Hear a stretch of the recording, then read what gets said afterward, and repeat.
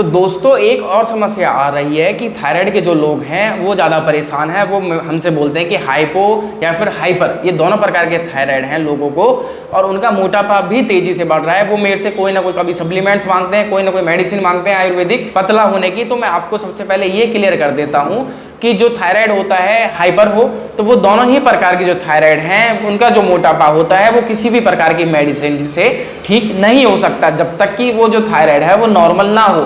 तो इसमें क्या होता है कि वजन तो साथ में बढ़ता ही है, साथ में शरीर में और भी रोग लग जाते हैं, दर्द बन जाता है या फिर कमजोरी महसूस होना शुरू हो जाती है, गला सूज जाता है और मोटापा ज़्यादा दिखने लगता है, जो कि बुरा लगता है।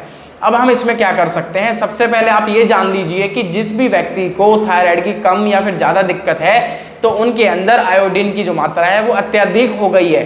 तो सबसे पहले हम आयोडीन नमक का बहिष्कार करेंगे, और चाहे वो सरकार हमें दे रही हो या फिर कोई भी चीज़ दे रही हो तो उसकी जगह हम क्या प्रयोग करेंगे? आयोडीन नमक को छोड़ के काला नमक या फिर सेंधा नमक हम यूज़ कर सकते हैं, जिससे कि हमारा जो आयोडीन अधिक बढ़ गया है उसकी मात्रा और अधिक ना बढ़े। अब दूसरा हम इसमें क्या कर सकते हैं कि पूरे विश्व में ऐसी कोई भी मेडिसिन नहीं बनी जो कि थायराइड को ठीक कर दे, चाहे वो हाइपर हो या हाइपोथायराइड क्यों ना हो। तो इसको ठीक करने के लिए सिर्फ एक ऐसी औषधि बनी है जिसका हम प्रयोग कर सकते हैं, वो है धनिया। हाँ जी, कच्चा धनिया हो या फिर सूखा धनिया हो, वो दोनों ही प्रकार से हमें मदद करता है। जो मेडिसिन आती है एलोपैथी की तो उनमें भी धनिये का कहीं ना कहीं कोई ना कोई अर्क हमें मिलता है, केमिकली कन्वर्ट करके हमें दिया जाता है, जिससे कि हमारा थायराइड कम होता है। क्यों ना हम उसको कच्चा यूज़ करें या फिर सब्जियों में करें या फिर उसका चटनी बना के हम यूज़ कर सकते हैं धनिये की।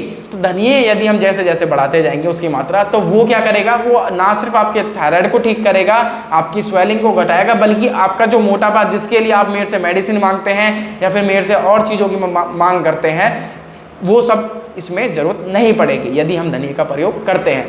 तो दूसरा इसमें हम क्या चीज़ यूज़ कर सकते हैं कि एक ब्राह्मणी मैं बताता हूँ कि ब्राह्मणी प्राणायाम है, जिसको आप गूगल पे सर्च कर सकते हैं या फिर उसको मैं आप भी क्लियर कर देता हूँ कि उसमें क्या करते हैं कि हम जब श्वास लेते हैं तो कंठ से श्वास खींचते हैं, एक आवाज़ निकलती है जिसका यानी कि ध्वनि इस प्रकार से भी हो सकती है।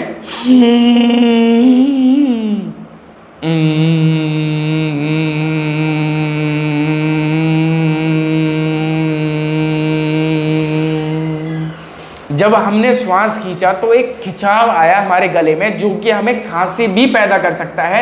यदि हमें खांसी बन रही है और हमें बार बार खांसना पड़ रहा है तो आप समझ जाइए कि जो हम क्रिया कर रहे हैं वो सही जगह पे लग रही है। दूसरा, जब हम श्वास छोड़ते हैं तो कंठ के अंदर ओम का उच्चारण करते हैं। इससे क्या होता है कि वो वाइब्रेट होता है थायराइड जो ग्लैंड है, और वो जिस स्थान से हिल गया है वहाँ पर वापस आ जाएगा। अब थायराइड ग्लैंड होता क्या है कि थायराइड ग्लैंड जो होता है वो बटरफ्लाई की तरह होता है दिखने में, और वो हमारे कंठ में स्थित होता है। होता क्या है कि जब ये अपने स्थान से हिल जाता है या फिर आयोडीन की मात्रा अधिक होने से ये काम करना कम या ज़्यादा कर देता है तो थायराइड बनता है। तो सबसे अच्छे तरीके ये दो ही हैं कि धनिये का प्रयोग कर सकते हैं, और जिस चीज़ से थायराइड बढ़ा है उसको हम बंद कर देंगे, जैसे कि आयोडीन नमक। और थर्ड आता है कि वाइब्रेशन। कंठ से जब हम प्रयोग करेंगे, प्राणायाम का प्रयोग करेंगे, श्वास खींचेंगे कंठ से और वापस जब हम छोड़ेंगे तो ओम की ध्वनि का वाइब्रेशन करेंगे, तो यदि वो अपने स्थान से हिल गया है तो उसको हम वापस उस स्थान पे ला सकते हैं। इसके साथ साथ यदि हम अपनी डाइट पे भी थोड़ा ध्यान देंगे तो वो भी हमें थायराइड में मदद करेगा। नमस्कार।